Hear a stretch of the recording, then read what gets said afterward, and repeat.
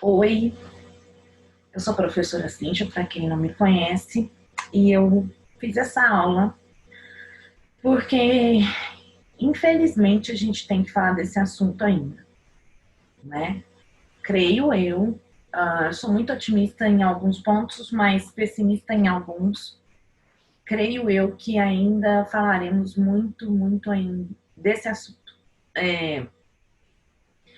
Uma coisa que é muito positiva é que hoje falamos disso. Então, vamos falar de que hoje? De abuso sexual contra crianças e adolescentes. Como comento sempre, quando eu era adolescente, 20 anos atrás, a gente pouco era instruído, pouco ouvia falar disso. Eu me lembro bem, assim, e eu acho bem interessante que a gente ouvia falar dos tarados, né? Quando eu falo disso, né, dou essa aula, eu costumo contar para a galera isso. As nossas mães, os nossos pais, eles falavam para a gente tomar cuidado com o tarado, né, na rua.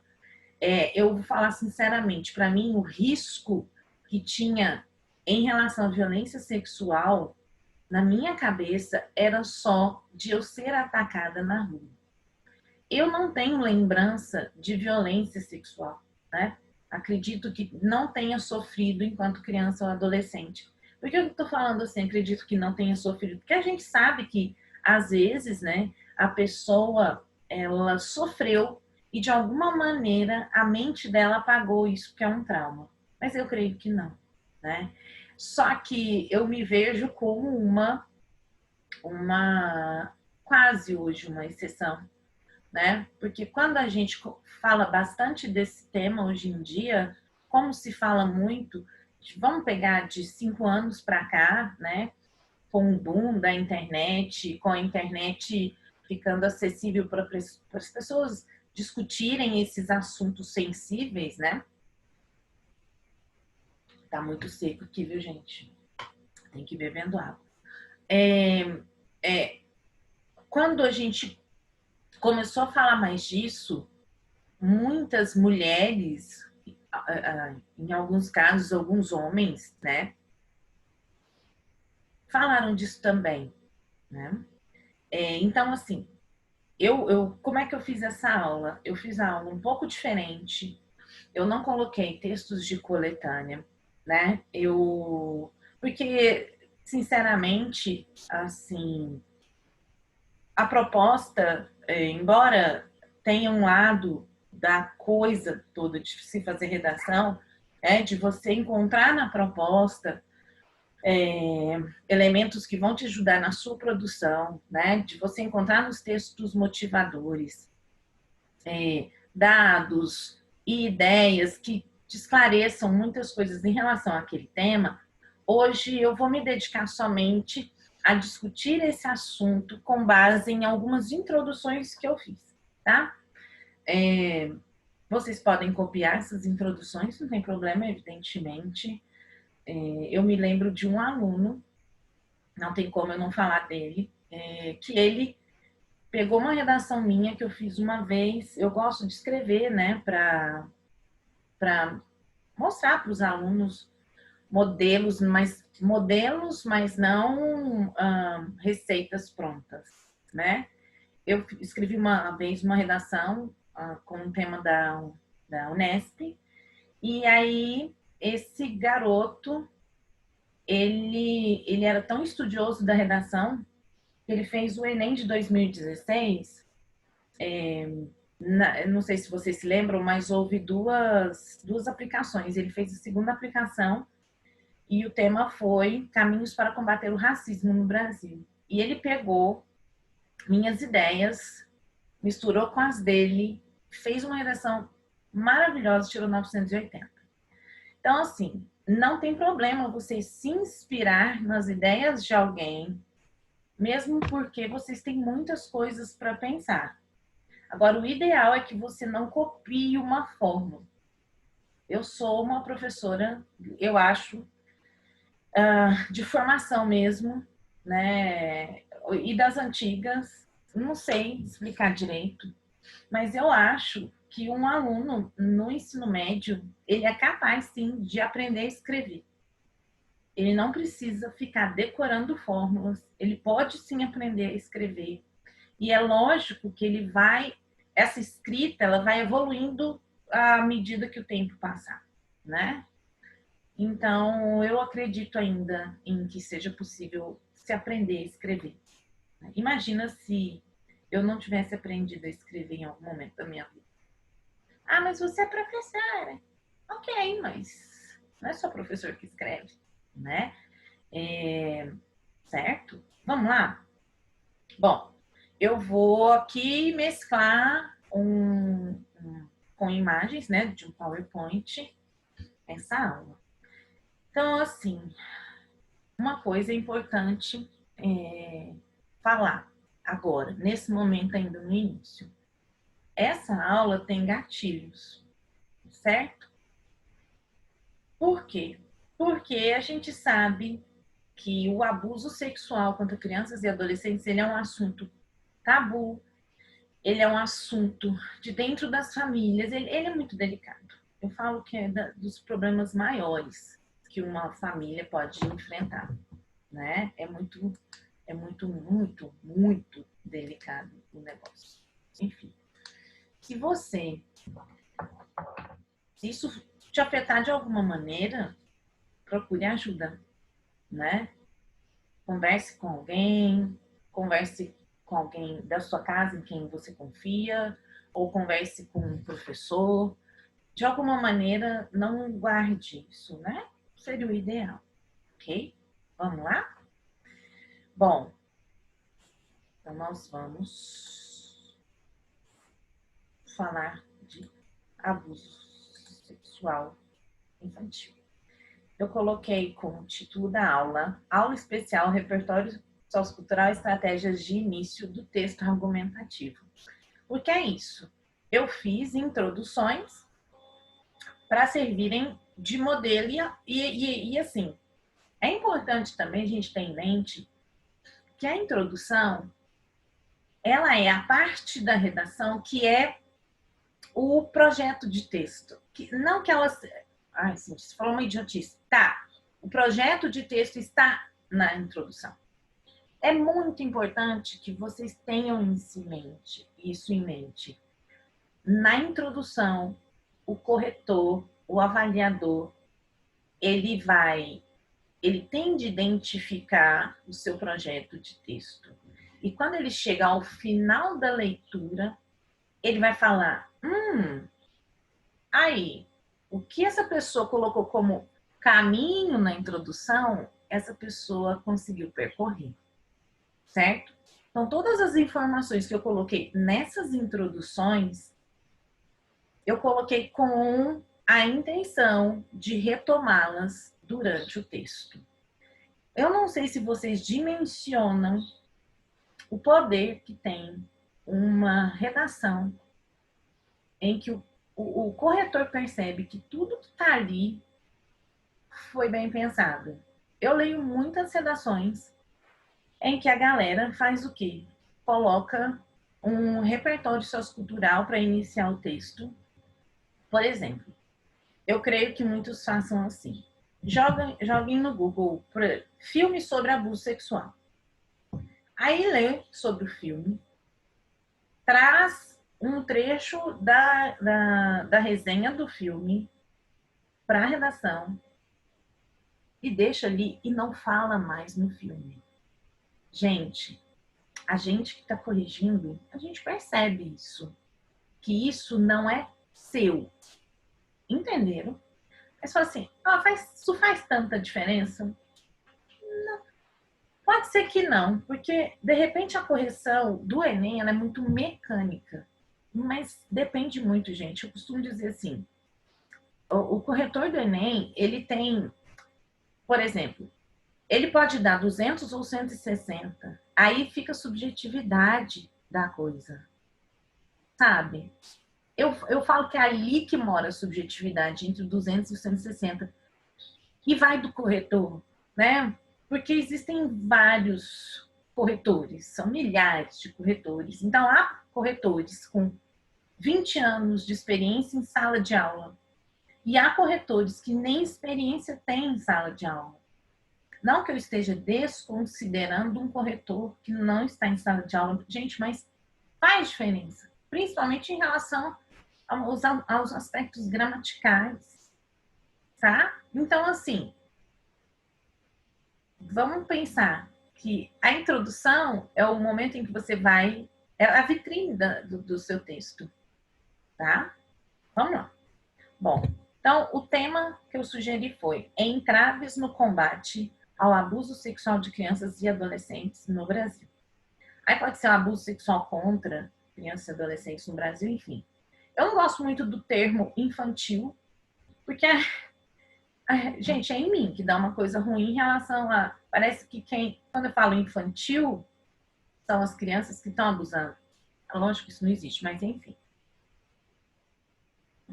Bom, é importante a gente ter em mente que um tema hoje de redação não tem nenhuma palavra que não esteja ali de propósito, certo?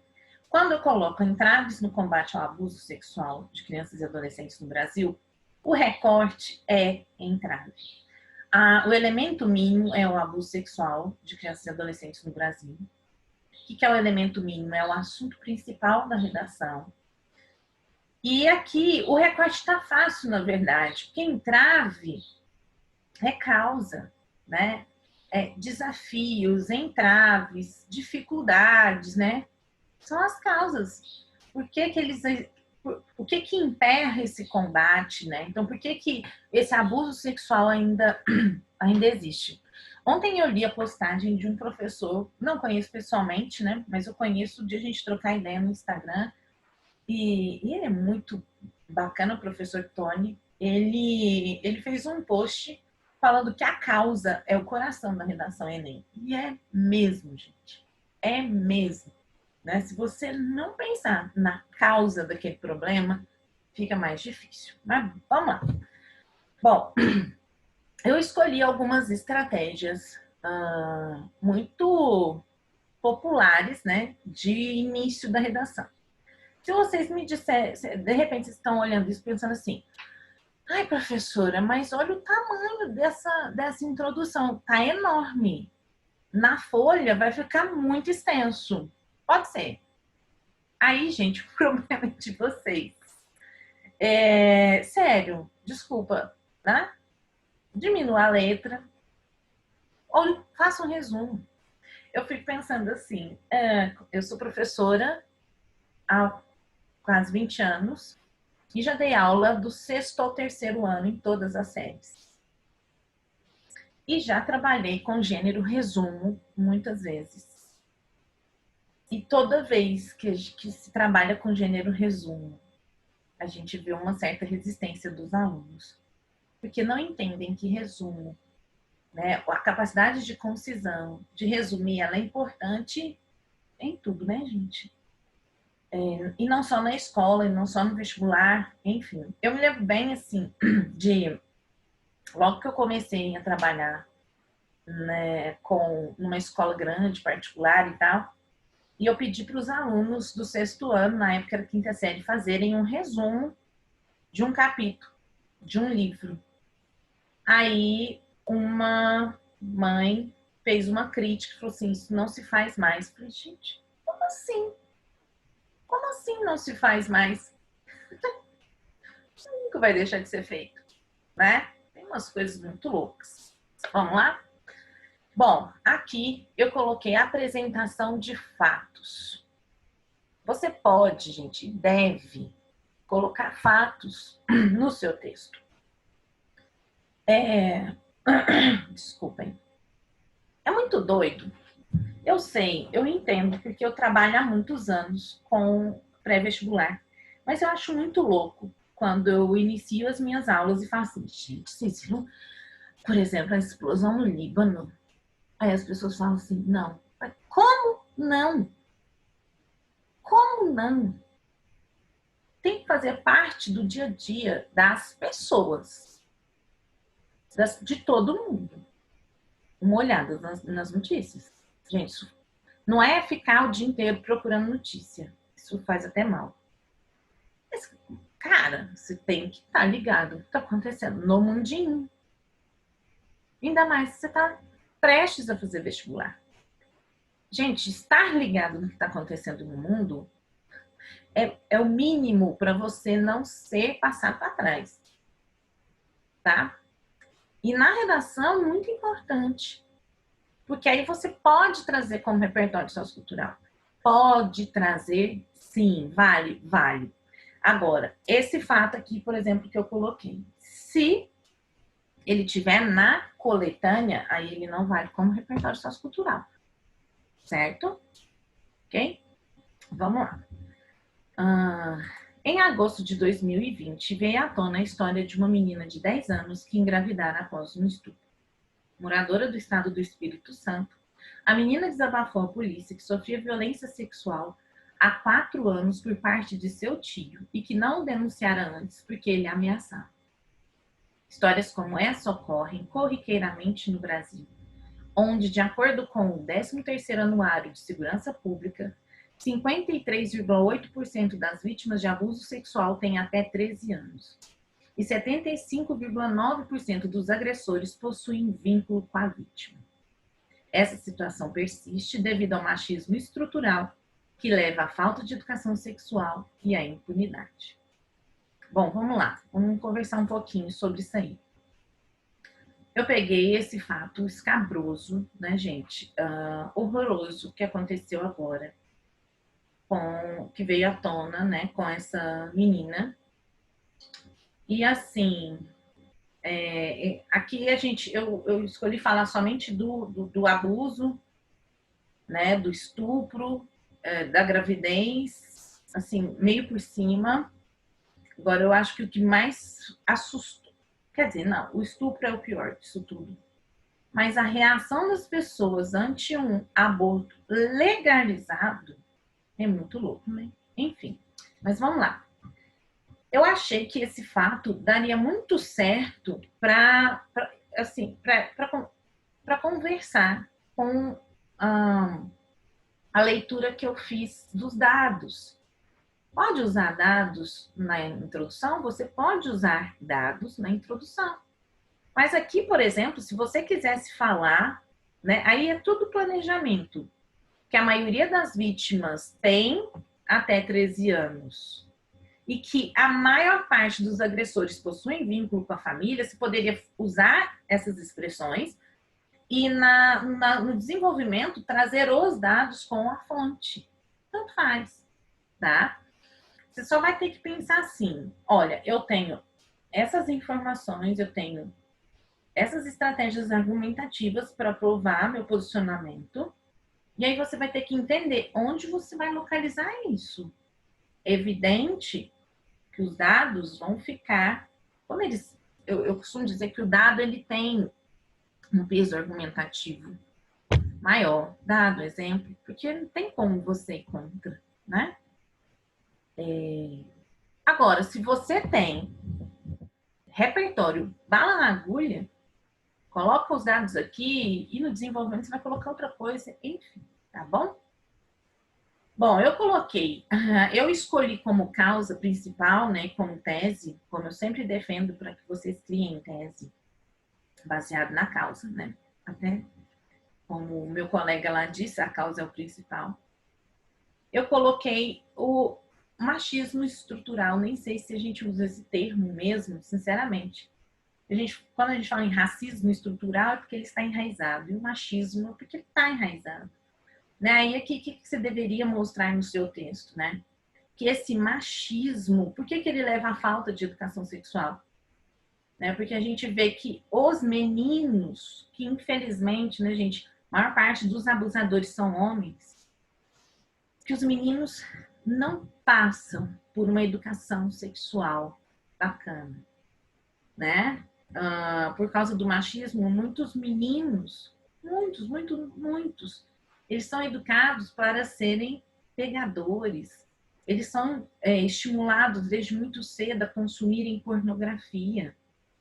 uma criança de 10 anos vendo pornografia, imagina quando ela tiver 18 anos, se ela não tiver nenhuma instrução acerca disso. O que ela vai ter em mente? O que é consentimento? Ela nunca vai saber o que é consentimento. Entenderam?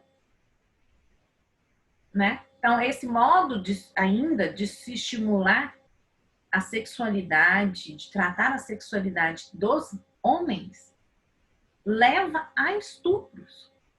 Lógico.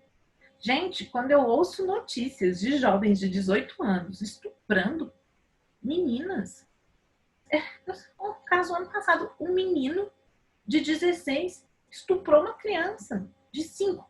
Me fala, de onde vem isso? Essa pessoa não sabe lidar com os seus impulsos sexuais. Isso é falta de quê? Educação sexual. Beleza? Impunidade. Por que ocorre impunidade? Vamos lá. Muitas vezes, como no caso dessa menina, ela foi ameaçada, né? E assim, o fato de ela, de repente, também não entender o que estava acontecendo, ela sabia que aquilo estava incomodando, então a educação sexual entra aí também, tá, gente? De muitas vítimas não entenderem o que está acontecendo. Por quê? Porque aquela pessoa que está estuprando, 75,9% dos agressores possuem vínculo com a vítima. São pais, são avós, sabe? São amigos da família. Então, muitas vezes a vítima não entende o que está acontecendo porque ela não teve instrução em relação a isso, sabe? Ela não teve educação sexual, ela não foi alertada sobre isso como deveria, tá? E aí ela não entende e ela não conta para ninguém, né? Eu vi agora há pouco, né? Demitiram uma professora no estado de São Paulo porque ela fez um post dizendo que a menina tinha um relacionamento com o estuprador e tipo que ela não falou para a mãe porque ela não queria. Para, gente. 6 anos com um relacionamento com alguém e não contou para a mãe porque ela não queria. Na verdade, ela, pelo que eu entendi, ela mora com a avó. Enfim. E a impunidade também, então a impunidade passa pela subnotificação, né? Dados mostram que somente 10% do abuso sexual de criança e adolescente é denunciado, né? São denunciados 10%. Né? Então tem por causa dessa relação de confiança que se tem com o agressor, por falta de não entender o que está acontecendo, e também pelo fato, vamos falar de meninas, né? De vítimas, digamos, que não são só meninas, a maioria de vítimas que têm medo de denunciar, porque sabem que ainda, lá da outra ponta, embora tenha mudado muito já, na outra ponta, muitas autoridades vão perguntar, mas você não se ensinou? Que roupa que você estava usando? Né? Isso é culpa de quem, gente? Do machismo. O que eu tô falando aqui são visões que podem te ajudar a escrever na redação. Você não precisa concordar comigo, hora nenhuma. Mas eu tô falando assim, que, sabe, a sua redação pode ter um rumo bacana se você for por aí, tá bom? Aqui eu fiz a mesma coisa, só que eu não coloquei os dados, tá? Olha aí. Então, em agosto de 2020, veio à tona a história de uma menina de 10 anos que engravidara após um estupro. Moradora do estado do Espírito Santo, a menina desabafou à polícia que sofria violência sexual há 4 anos por parte de seu tio, que não denunciara antes porque ele a ameaçava. Na verdade, aqui, no caso, ela tinha ideia, né, gente? Ou não. Histórias como essa ocorrem corriqueiramente no Brasil devido ao machismo estrutural que leva à falta de educação sexual e impunidade. Vejam que eu fiz, eu costumo dizer que é a cola do repertório. Então, a relação entre o que está acontecendo, a realidade e o fato, eu deixei claro, histórias como essa ocorrem corriqueiramente. E aí, para a gente fechar essa ideia da apresentação desse fato, volte a esse fato no desenvolvimento, ok? E o bom de trazer o fato aqui é o quê? Você só você vai retomando, assim, você já falou, então você não precisa escrever tudo de novo, o que aconteceu. Faz retomada. Narrativa de uma história. Eu sou uma professora, meu estilo, ele é mais de escrever, um pouco mais livre. Gosto de ser um pouco poética. E aprendi dando aula para pré-vestibular que isso é muito perigoso. Mas que, se usado com parcimônia,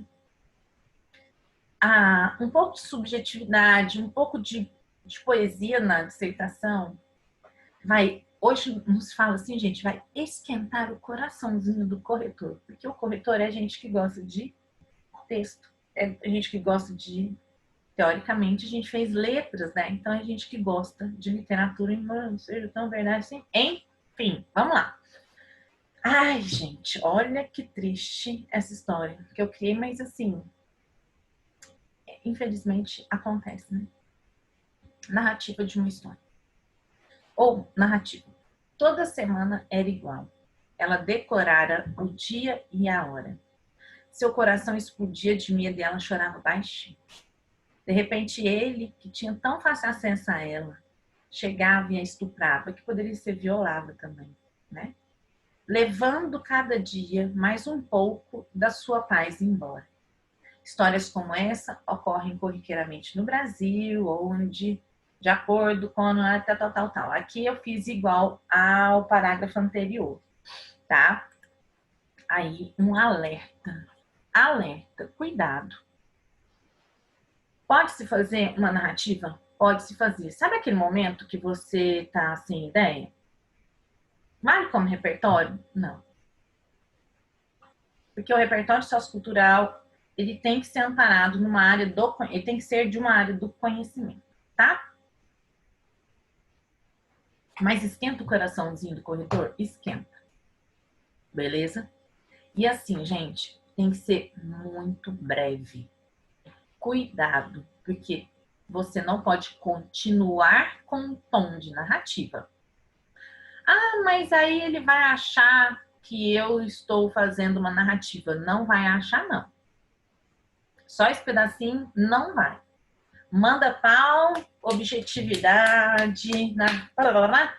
E aí, nesse caso, volte a isso somente lá no finalzinho, depois que você fez sua intervenção, ok? Bom, estabelecimento de intertextualidade. Aí, quando a gente fala em intertextualidade, a gente está falando claramente de repertório sociocultural. E vocês vão ver aqui que eu coloquei, como na apresentação dos fatos, eu quis mostrar para vocês, gente, que repertório sociocultural não é só filosofia, não é só sociologia, não tem um que eles gostem mais que os outros. Não tem isso. Evidentemente, o que a gente tem que pensar? Quando você quer provar um posicionamento, tem coisas que têm mais peso argumentativo que outras. Lógico, tá? Mas o Enem da vida, ele vai considerar um repertório seu. Se ele for produtivo, você ganha os pontos. Você sobe de 120 para 200 na competência 2. Então coloque só um. Não. Por quê? E se você não conseguir fazê-lo produtivo? Então coloque 5. Não. Fica horrível. Vamos fazer um acordo entre 2 e 3? Vamos lá. Esse filme é pesado, né, gente do céu? Assisti-lo agora, nesse momento de pandemia, dá não. Vai de cada um também. Preciosa. Preciosa. Quem ouve esse adjetivo não imagina o quão pesada foi a vida dessa garota. Veja que assim, preciosa, se você olhar no dicionário, é um adjetivo. É lógico que eu sei que aqui o nome do filme é um substantivo próprio. Só que quando eu começo com letra maiúscula, até porque eu estou começando o texto. Até então, né, eu fiz uma jogadinha, uma brincadeira, tá, gente? Protagonista do filme homônimo de 2009, Preciosa, dentre outras violências, era abusada sexualmente pelo pai, de quem engravidara 2 vezes. E aí, histórias como essa ocorrem corriqueiramente no Brasil, fiz como nos outros parágrafos. Lendo que agora, de repente, o ideal seria, né, quem ouve esse adjetivo não imagina o quão pesada, né, quão pesado ele pode ser, alguma coisa assim, para não colocar a vida dessa garota, para a gente não ficar com problema em relação à classe de palavras aí. Lendo assim, agora me deu esse medinho, tá bom? Aí o lance fala da Preciosa durante o texto, tá? Só que assim, não fala só dela. Mostra que isso. Muitas vezes eu falo, quando eu corrijo uma redação, eu falo assim, gente, a pessoa coloca como exemplo só o filme. Dá a impressão que aquilo acontece só na ficção. Dá exemplo.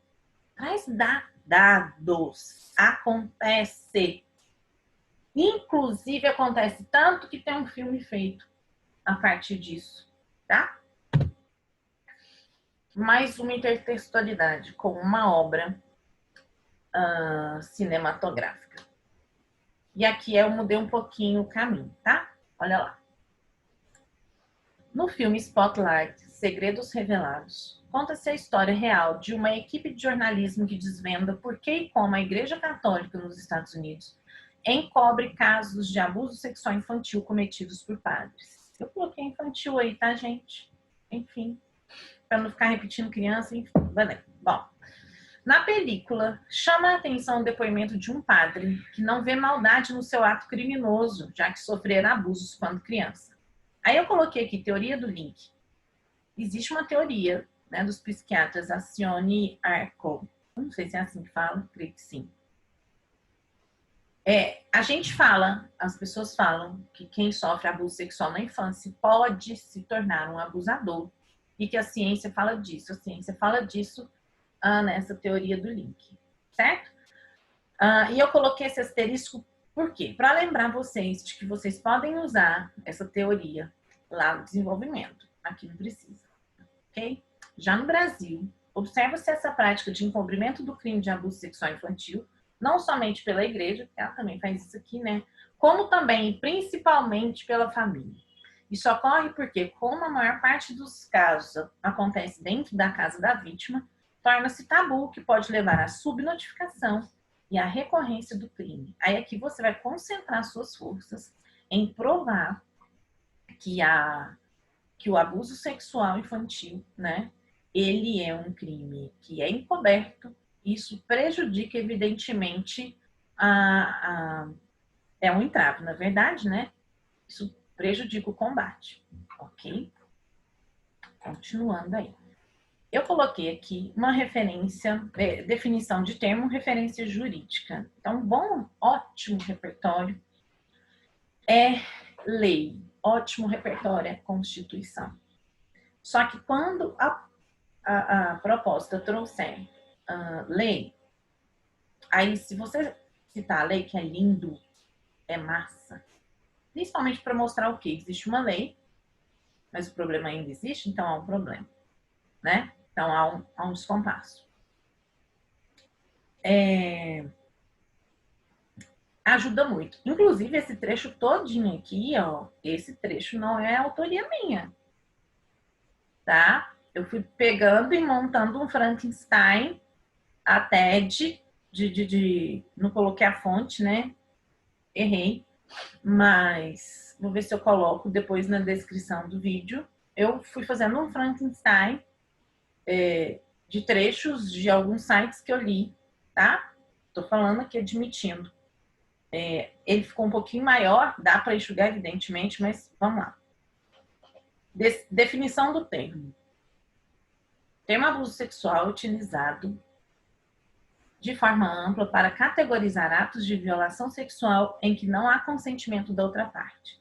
Fazem parte desse tipo de violência qualquer prática com teor sexual que seja forçada, como a tentativa de estupro, carícias indesejadas e sexo oral forçado. No Brasil, a Lei 12.015 de 2009 integra o Código Penal e protege as vítimas nos casos dos chamados crimes contra a dignidade sexual. De acordo com a lei, existe um agravante caso a vítima tenha até 18 anos, o que é necessário, pois 53,8% das vítimas de abuso sexual têm até 13 anos. Aí aqui, eu já fiz uma leitura, eu, Cíntia, né? Então eu peguei a lei, peguei o agravante e trouxe, falei que é necessário porque a maioria das vítimas tem até 13 anos, 70% mais ou menos tem até 18. Apesar da existência da legislação e dos órgãos protetores, parte dessas vítimas apresenta resistência em denunciar os agressores. Entre os motivos da omissão da violência estão medo, ser julgada pela sociedade, de sofrer represália quando o agressor é uma figura de poder ou considerada pessoa de confiança, vergonha, burocracia das investigações e sensação de impunidade no julgamento dos culpados. Então veja que isso aqui dá até para fazer também, quando a gente está falando só de abuso sexual, né? Dá para usar isso também. E aí, evidentemente, você pode cortar, né, esses motivos, coloca menos motivos, porque você vai ter que explorá-los no seu texto, ok? Aí, gente, esse aqui foi muito interessante. Estabelecimento de uma linha do tempo, retomada histórica. Eu fiquei pensando, como é que a gente faz uma retomada histórica desse tema, né? E eu conversei com a Daniela Viana, professora de História da Arte, maravilhosa, e a gente bateu um papo sobre que eu queria que ela me ajudasse em alguma referência artístico-histórica. Aí a gente conversou, né? E chegamos à conclusão de que, como ela falou assim, isso é um problema nosso, muito atual, né? Porque era tão comum, isso era comum, o abuso sexual, o sexo com crianças, com adolescentes, era uma coisa normal. Até pouco tempo, se a gente considerar a história da humanidade. Tá? Aí eu vim por aqui. Essa imagem que eu coloquei, eu não citei no texto. Só para a gente se localizar e entender. Vocês já ouviram provavelmente essa história muitas vezes, de que a infância, né, é um conceito criado. Tem também a ideia de que com a Revolução Industrial, né, percebeu-se que a mão de obra chegava, né, a mão de obra sofria uma exaustão muito cedo, né, e aí começaram a perceber que talvez se protegesse as pessoas numa fase mais nova, né, no começo da sua vida, elas poderiam chegar um pouco mais dispostas. Essa é uma das explicações, tá, gente? Mas, enfim, eu não detalhei muito. Isso aqui não. De acordo com historiadores, ó, já é repertório, tá? A infância só se consolidou como uma fase da vida que merece cuidados especiais nos séculos 19 e 20. Só se consolidou, certo? Até então, as pessoas mais novas, coloquei entre aspas, né? Porque eu não falo crianças, não tinha essa ideia, digamos assim, sofriam as mesmas violências que os adultos. A mudança de paradigma iniciou-se no século XVIII, quando estudos filosóficos e intervenções religiosas e artísticas levaram à criação da infância para poupar o ser humano das atrocidades desde a tenra idade. Entretanto, percebe-se que, em relação à violência sexual, olha o recorte, crianças e adolescentes ainda são bastante vulneráveis, pois 53,8% das vítimas de abuso sexual têm até 13 anos, de acordo com o 13º Anuário de Segurança Pública. Aí aqui você pode ainda, evidentemente, fazer uma finalização do parágrafo. Eu não coloquei exatamente aqui explícito as causas, tá? Porque eu queria demorar-me mais um pouquinho falando dessa ideia de que isso é um problema nosso agora, né? Como a gente conversou, eu e a Daniela, as nossas, né? Porque nós somos do mesmo ano, inclusive, né? Eu e ela. A minha avó tem 102 anos. As nossas avós, elas casavam-se com 12 anos, com 13 anos. O que é isso, né, gente? Desculpa, mas enfim. Mas era normal naquela época. E eu fico imaginando o que foi a vida dessas mulheres, né? O que foi a vida dessas mulheres? Uma menina de 12 anos cuidando de um bebê. Falar, professora, elas não tinham outras aspirações. Por isso mesmo. O que era a vida delas, né? Enfim. Ai, aula de redação é lindo, né, gente? Porque tem como a gente não ficar pensando, né? É tenso, mas é bom a gente pensar nisso. E eu coloquei aqui uma referência à análise à luz de uma autoridade. Eu pensei. Isso aqui é o símbolo da filosofia, tá, gente? Eu espero ter colocado o símbolo certo.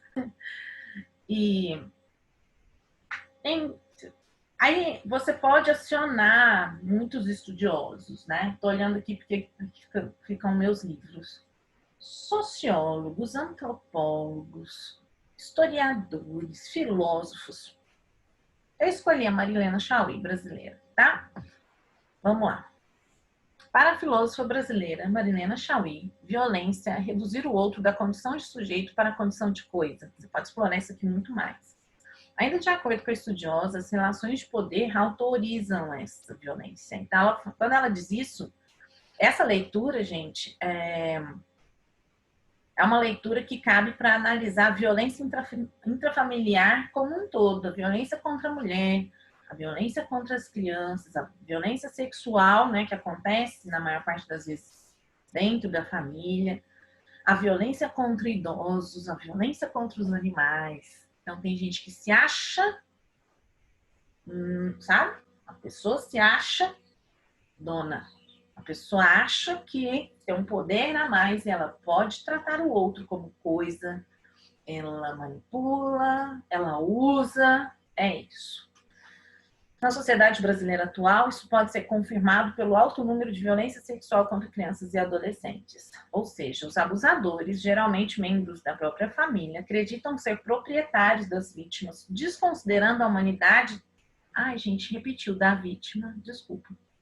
Que carregará as marcas dessa violência para sempre. Aí eu coloquei isso, desconsiderando a humanidade da vítima, para conversar com a condição de coisa, tá? Assim, mobilizar toda a sociedade a fim de se combater essa atrocidade. Ixi, gente, que compromete o futuro. Eu vou arrumar, porque eu vou deixar disponível também os slides para vocês, mas é que quando eu fiz, né, eu li de novo e não vi o problema. Mas, como diz a minha querida ex-colega Cacá, o erro às vezes esconde. Assim, é necessário mobilizar toda a sociedade a fim de se combater essa atrocidade que compromete o futuro. Beleza? Vou fazer esse ajustezinho aí. Certo, gente? Bom, o que eu queria era propor essa reflexão com vocês.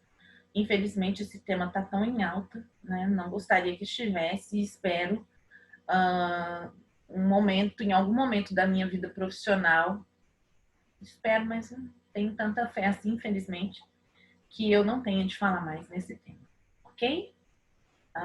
Qualquer dúvida, podem falar comigo. E é isso. Um abraço, bons estudos e firme aí, gente, que isso tudo vai passar. Até mais.